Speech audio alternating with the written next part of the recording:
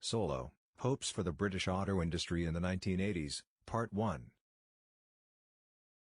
As the British auto industry roiled in the 1980s, a small manufacturer became a beacon of hope for the future. The Panther Solo should be a fun sports car that fits in every pocket. In the 1980s, the British auto industry suffered a full-blown recession and its foundations were shaken. In this gloom, a small craft brand and its sporty prototypes gained a following until the end of the century. All they acquired was the nickname Rescue. This is the story of the creation, decline and oblivion of the Panther Solo project. The British auto industry went through one of its most delicate times in the 1980s.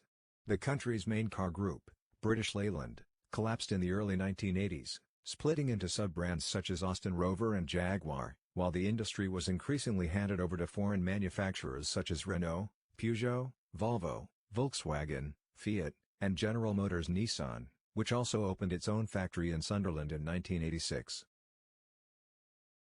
The situation is even more dire in the sports car segment, with a growing preference for hot hatchbacks. With the demise of the British Leyland, production of both the MG and Triumph ceased without replacement. Ford's European division still had some success with the Capri, but stopped marketing it in 1986. With this in mind, many enthusiasts started looking for the flaming nails that a small handmade brand called Panther seemed to offer in the 1980s.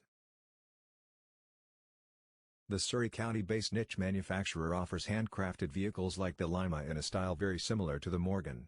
In 1980, the company was acquired by a Korean investor who decided on its goal of designing, building and manufacturing a compact, lightweight and economical mid-engine sports car. The design will be headed by Ken Greenley, head of the automotive department at the Royal College of Art, with the body expected to be made of Targa-style aluminium, while the tubular chassis was designed by staff member Len Bailey on the GT40 project. The rest of the mechanical parts, except for most of the suspension, were carried over from Ford to keep costs down, such as the Escort's Ray engine or the 5-speed manual transmission at the rear wheels. 105 horsepower moves just 825 kilograms, and production plans call for no less than 2,000 units per year. That's how it was shown at the 1984 Birmingham Motor Show, causing public excitement and skepticism as many wondered if what they were seeing was a working prototype. That's why they wanted to give the industry media the opportunity to test the car. Autocar is one of the accredited media, in its tests praising the car's dynamic behavior, demanding yet manageable at the same time, and that all the essentials are well positioned and within easy reach of the driver.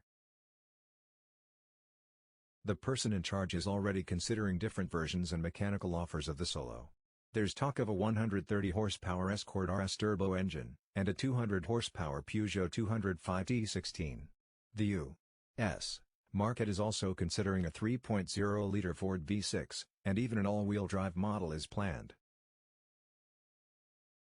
However, not everything looked so wonderful. It soon became apparent that using an aluminum body was incompatible with offering it to the public at a low price.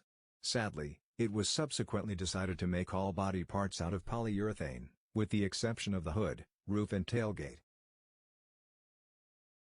Vehicle development continued down that path in the summer of 1985, when Korean investor Kim Young-chul was on holiday with the controls for the new Toyota MR2. And he was fascinated. So much so that he knew they couldn't compete with this model in a million years, both in build quality and sales. So he called his employees and told them they needed to quit their jobs and completely change Solo's philosophy. They have to take a step forward, leave the affordable sports car realm and attack the more exclusive realm. This includes more powerful, expensive and high-tech vehicles that will put the UK back at the forefront of the automotive world.